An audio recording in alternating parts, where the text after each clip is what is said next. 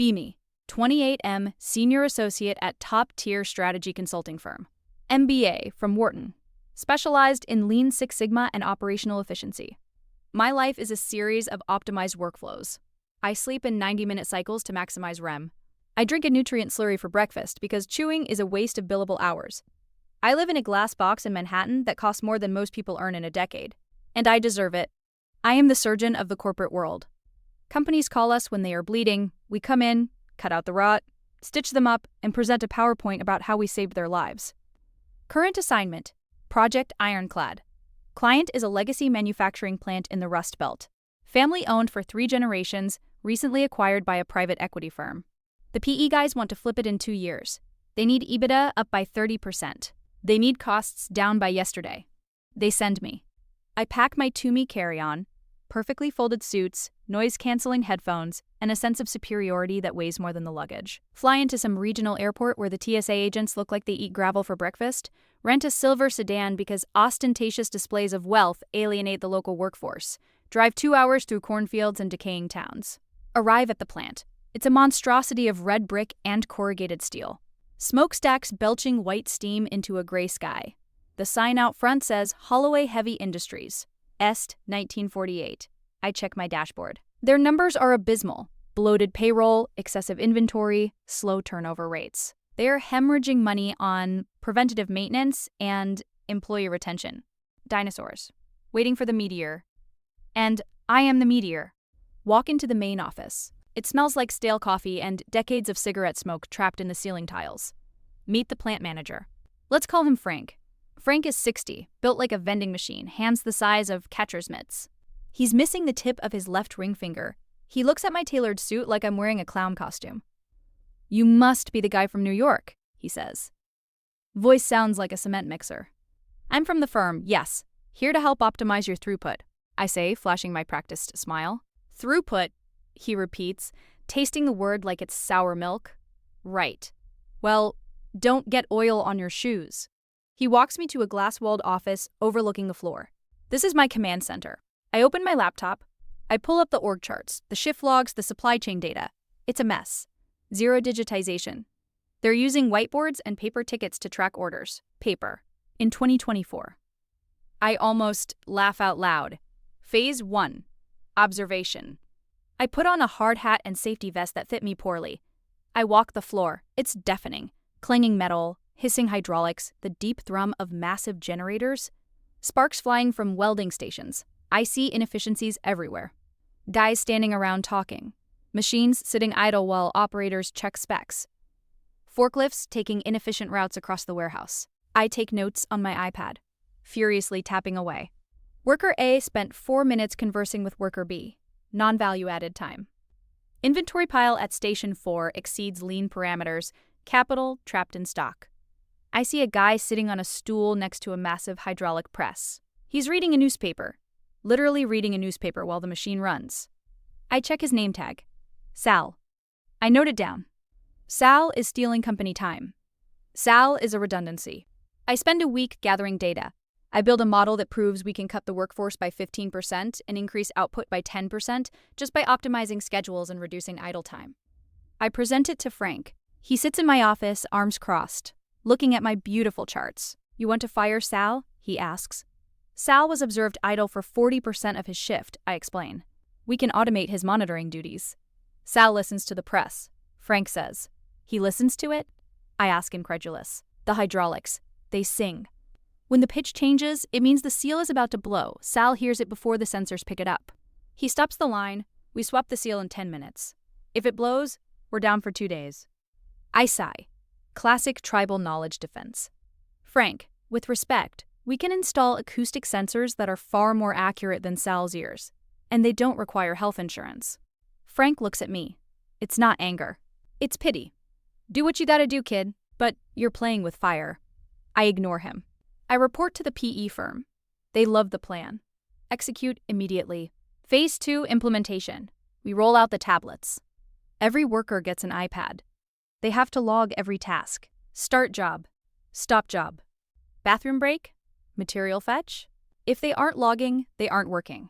We install the sensors. We fire Sal, We fire the inventory clerk who just knew where everything was. We switch to just-in-time delivery for raw steel. No more stockpiles sitting around gathering dust.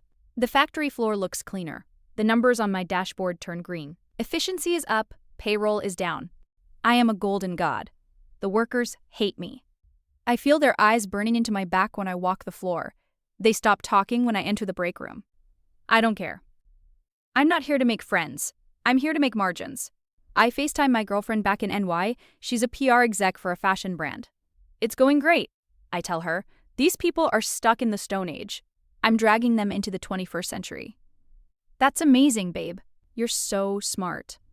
Validation. 2 weeks later. The dashboard shows a dip in output. I drill down. Station 5 is lagging. I go down to the floor. It's a chaotic scene. Guys are tapping furiously on their iPads, wearing thick gloves. The tablets aren't registering the touches. They have to take gloves off, tap, put gloves on, work. It adds 30 seconds to every cycle. Just use the stylus, I yell over the noise. A guy looks at me holding a stylus covered in grease. It doesn't work when it's wet, boss. Minor hiccup. We can adjust the SOPs. Then the supply chain issue hits. A snowstorm in the Midwest delays a steel shipment. Under the old system, they had 3 weeks of buffer stock. Under my lean system, we have 6 hours. The trucks don't arrive. The line stops. Silence falls over the factory. It's the loudest silence I've ever heard. Frank finds me in my office. We're out of steel. The trucks are routed, I say, looking at the GPS. They're just delayed. Doesn't matter where they are if they ain't here. We're dark. This is a statistical anomaly. A 100-year storm event. It snows in Ohio every year, son. He walks out. We lose 2 days of production. The PE firm is annoyed, but I spin it. Teething problems. Then, the big one. The hydraulic press. The sensors are green. The dashboard says optimal pressure. No red flags. I'm sitting in my office, drinking an espresso, admiring the graph. Boom. The floor shakes. I spill coffee on my pants. Alarms start screaming. I run out. Smoke is pouring from the big press. Hydraulic fluid is spraying everywhere like arterial blood. Men are shouting, running with extinguishers. It's a war zone. Frank is in the middle of it, barking orders. They get the fire out.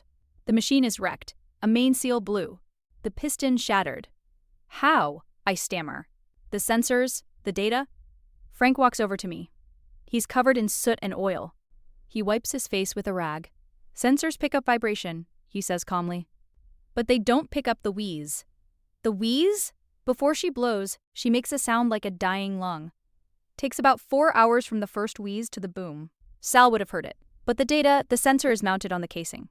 The wheeze comes from the internal valve. By the time the casing vibrates, it's too late. He looks at the wrecked machine. That's a custom casting. Replacement comes from Germany. 6 weeks lead time. Minimum. 6 weeks. That kills the quarter. That kills the year. That kills the sale. My phone rings. It's the partner at my firm. He's screaming. I try to explain. He hangs up. I stand there in the ruin of my optimization. The workers are looking at me. Not with hate anymore, with that same look Frank gave me earlier. Pity. I retreat to my office. I try to salvage the model. Maybe if we expedite shipping? Maybe if we outsource? It's 9 p.m. The plant is quiet, except for the cleanup crew. Frank knocks on my door. He comes in with 2 styrofoam cups of terrible coffee. He puts one on my desk. He sits down. You packing up? He asks. I have to write the incident report, I say, staring at my screen. I need to explain the variance. You broke it, Frank says. It was a mechanical failure. The probability was less than 0.05%. Frank takes a sip of the sludge. You think this place is a math problem, he says. Everything is a math problem, Frank. Business is physics. Inputs, outputs, friction. No, he says. That's where you're wrong. That's why you guys always fail down here. I spin my Herman Miller chair around to face him. Enlighten me. Why do we fail? Because we expect competence. Frank laughs. A dry, rasping sound. Competence? You fired the most competent guy we had because he didn't look busy. You stripped the buffer because you didn't want to pay for storage. He leans forward. This factory isn't a machine, kid. It's an organism. It breathes. It gets sick. It has good days and bad days. That's poetic, but you can't put poetry on a balance sheet.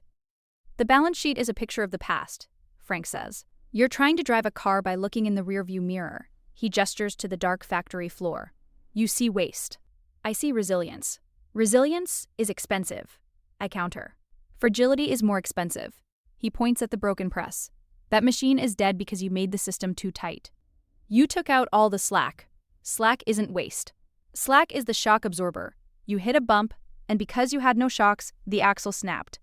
I open my mouth to argue, but the words die in my throat. He's right. I optimized for the best case scenario. I assumed perfect conditions. I assumed the map was the territory. You guys come in here, Frank continues. You talk about human capital. You treat people like components. Plug and play. But people aren't components. They hold the ghost in the machine. Ghost in the machine? The knowledge that isn't written down. The way Dave jiggles the handle on the cutter to keep it straight.